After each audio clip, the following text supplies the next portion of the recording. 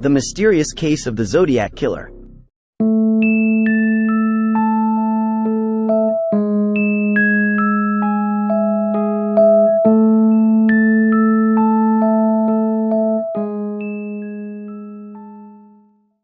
The Zodiac killer was a serial killer who operated in Northern California during the late 1960s and early 1970s.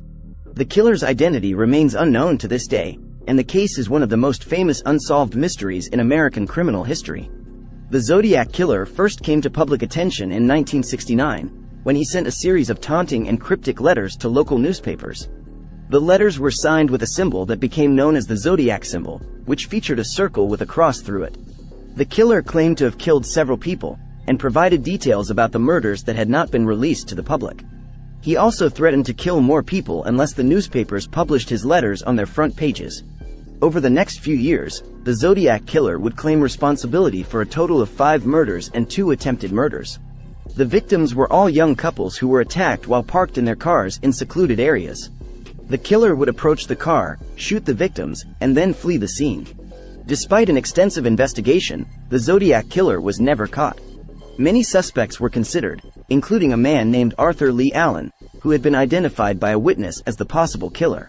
However, there was not enough evidence to prove Allen's involvement, and he died in 1992 without ever being charged. In recent years, new evidence has surfaced in the case, including DNA evidence that may help identify the killer.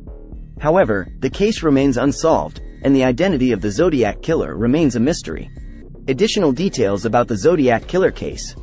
The first confirmed victim of the Zodiac killer was 17-year-old David Faraday, who was shot and killed along with his girlfriend, Betty Lou Jensen, on December 20, 1968, in Benicia, California. The next confirmed victims were Darlene Ferrin and Michael Mageau, who were shot on July 4, 1969, in Vallejo, California. Ferrin died from her injuries, but Mageau survived and was able to provide a description of the killer.